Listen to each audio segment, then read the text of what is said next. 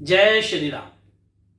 मैं अंकित त्यागी, astrologer, numerologist, लाल किताब vastu consultant, आप सभी का फिर से स्वागत करता हूं। धनतेरस के बाद नरक चतुर्दशी मनाई जाती है। कार्तिक मास की कृष्ण पक्ष की चतुर्दशी तिथि का आरंभ 13 नवंबर को शाम को 5:59 पर हो रहा है।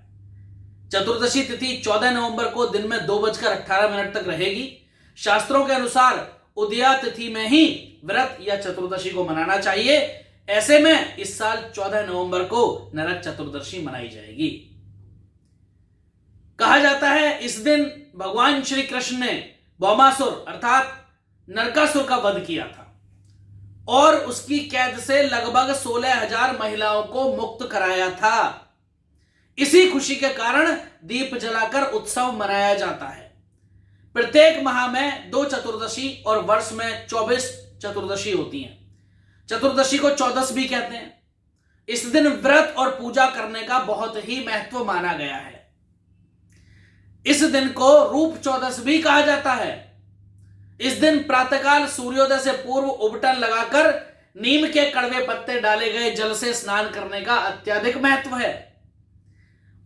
अगर आप उक्त कार्य नहीं कर सकते हैं तो मात्र चंदन का लेप लगाकर भी सूख जाने के बाद तिल के तेल से मालिश करें और उसके बाद स्नान करके सूर्य देव को अर्घ्य दें तो भी मंगलकारी माना जाता है, तो भी शुभकारी माना जाता है।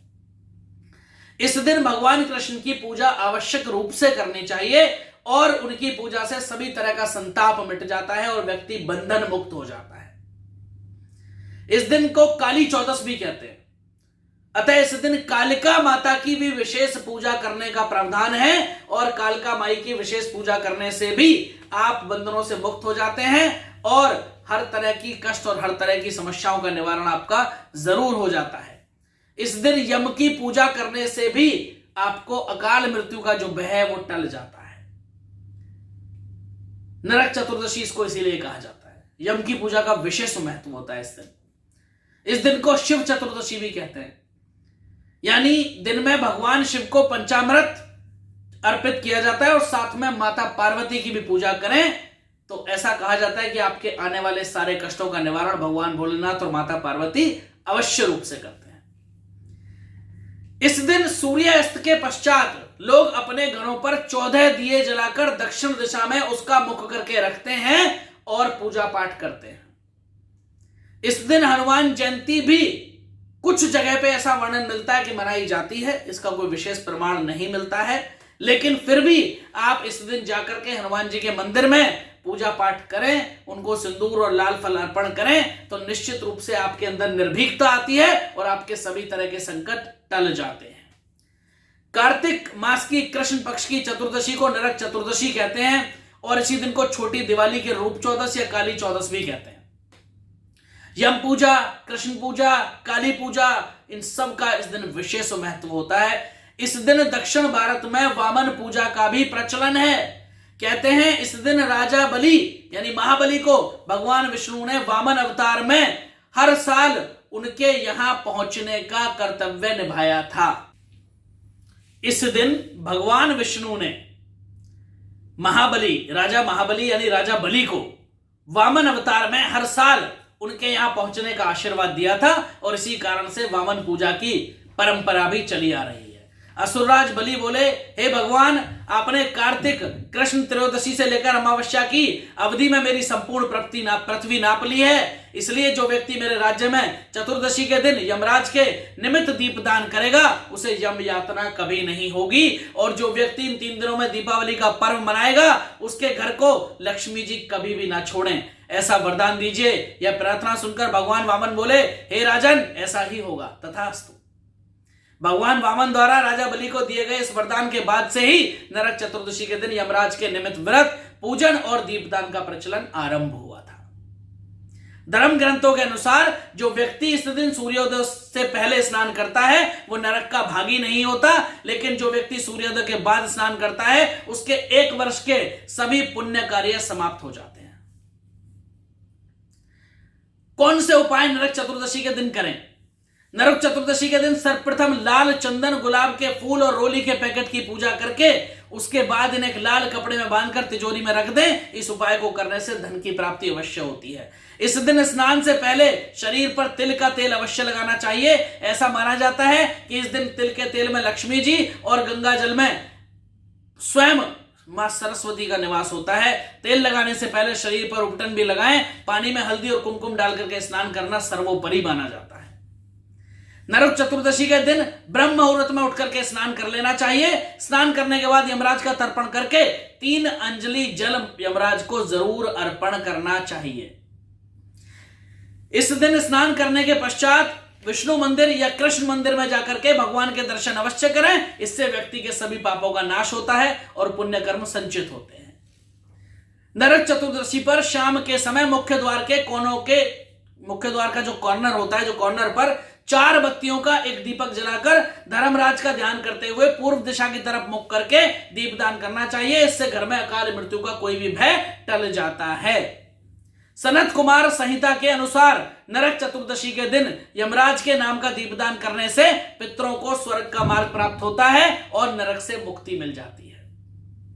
नरक चतुर्दशी के दिन भगवान वामन और राजा बलि का स्मरण करने से आपके घर में मां लक्ष्मी का स्थायी रूप से आगमन हो जाता है। मां लक्ष्मी की कृपा आप पर हमेशा बनी रहती है। नरक चतुर्दशी के दिन मां काली को काले वस्त्र अर्पण करें तो काल मृत्यु का भय खत्म हो जाता है और शनि पीड़ा भी नहीं रहती है। शनि ग्रह से जो संबंधित दोष हैं वो भी खत्म हो जाते हैं, उससे भी आपको मुक्ति मिल जाती है। नरक चतुर्दशी के दिन मां काली को पूजा में काली उड़द, नारियल, कुमकुम, लाल पुष्प अवश्य अर्पण करें। ऐसा करने से आपको शनि के समस्त दोषों से मुक्ति मिल जाती है और मां काली का हमेशा आशीर्वाद आपके ऊपर बना रहता है। तो ये थी बात नरक चतुर्दशी की। आप सबको नरक चतुर्दशी या छोटी दीपावली की हमारी तरफ से। इस दिन भगवान विष्णु ने महाबली, राजा महाबली यानी राजा बलि को वामन अवतार में हर साल उनके यहां पहुंचने का आशीर्वाद दिया था और इसी कारण से वामन पूजा की परंपरा भी चली आ रही है। असुरराज बलि बोले, हे भगवान, आपने कार्तिक कृष्ण त्रयोदशी से लेकर अमावस्या की अवधि में मेरी संपूर्ण पृथ्वी नाप ली है। इसलिए जो व्यक्ति मेरे राज्य में चतुर्दशी के दिन यमराज के निमित्त दीपदान करेगा उसे यम यातना कभी नहीं होगी। और जो व्यक्ति इन 3 दिनों में दीपावली का पर्व मनाएगा उसके घर को लक्ष्मी जी कभी भी ना छोड़ें। ऐसा वरदान दीजिए। यह प्रार्थना सुनकर भगवान वामन बोले, हे राजन, ऐसा ही होगा, तथास्तु। भगवान वामन द्वारा राजा बलि को दिए गए इस वरदान के बाद से ही नरक चतुर्दशी के दिन यमराज के निमित्त व्रत, पूजन और दीपदान का प्रचलन आरंभ हुआ था। धर्म ग्रंथों के अनुसार जो व्यक्ति इस दिन सूर्योदय से पहले स्नान करता है वो नरक का भागी नहीं होता, लेकिन जो व्यक्ति सूर्योदय के बाद स्नान करता है उसके 1 वर्ष के सभी पुण्य कार्य समाप्त हो जाते हैं। कौन से उपाय नरक चतुर्दशी के दिन करें? नरक चतुर्दशी के दिन सर्वप्रथम लाल चंदन, गुलाब के फूल और रोली के पैकेट की पूजा करके उसके बाद इन्हें एक लाल कपड़े में बांधकर तिजोरी में रख दें। इस उपाय को करने से धन की प्राप्ति अवश्य होती है। इस दिन स्नान से पहले शरीर पर तिल का तेल अवश्य लगाना चाहिए। ऐसा माना जाता है कि इस दिन तिल के तेल में लक्ष्मी जी और गंगा जल में स्वयं मां सरस्वती का निवास होता है। तेल लगाने से पहले शरीर पर उपटन भी लगाएं। पानी में हल्दी और कुमकुम डालकर के स्नान करना सर्वोपरि माना जाता है। नरक चतुर्दशी के दिन ब्रह्म मुहूर्त में उठकर के स्नान कर लेना चाहिए। स्नान करने के बाद यमराज का तर्पण करके 3 अंजलि जल यमराज को जरूर अर्पण करना चाहिए। इस दिन स्नान करने के पश्चात विष्णु मंदिर या कृष्ण मंदिर में जाकर के भगवान के दर्शन अवश्य करें। इससे व्यक्ति के सभी पापों का नाश होता है और पुण्य कर्म संचित होते हैं।